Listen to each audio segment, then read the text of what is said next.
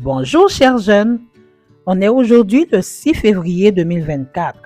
Notre méditation quotidienne est tirée du livre Décide-toi aujourd'hui. Découvre le projet de Dieu pour ta vie. Cet ouvrage est écrit par Saint-Jové Colin. La vraie richesse. Le voleur ne vient que pour voler et tuer et détruire.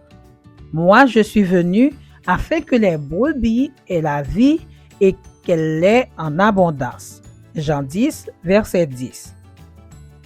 Les gens dépensent beaucoup d'argent pour acheter des billets de loterie dans l'espoir de devenir millionnaires. En janvier 2023, le tirage de la loterie Méga Millions qui se joue dans 45 États américains avait atteint 1,35 milliard de dollars. Selon le rapport de la loterie, c'est la 4e fois en 4 ans que le jackpot dépasse le milliard de dollars. En 1997, Billy Bob Harrell a gagné 31 millions de dollars à la loterie du Texas.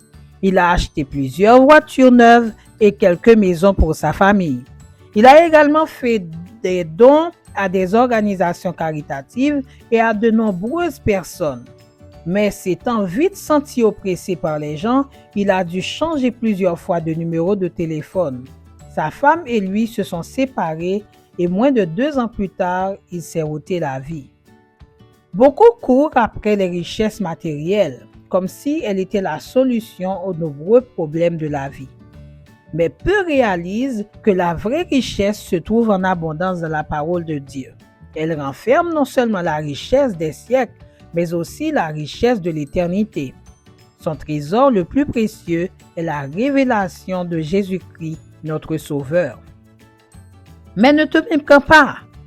Jouir de biens matériels n'est pas mauvais en soi. D'ailleurs, plusieurs personnes remarquables pour leur foi possédaient également des richesses. Job était le plus riche de tous les fils de l'Orient. Job 1er, verset 3. Abraham et Lot ont dû se séparer parce que le pays ne suffisait pas pour qu'ils puissent habiter ensemble, car leurs troupeaux étaient trop nombreux. Genèse 13, verset 6. Salomon rendit l'argent aussi commun à Jérusalem que les pierres jusqu'à ce que les habitants n'en fassent plus aucun cas. 1 Roi 10, verset 27. Le problème est de savoir qui ou quoi passe en premier dans nos vies.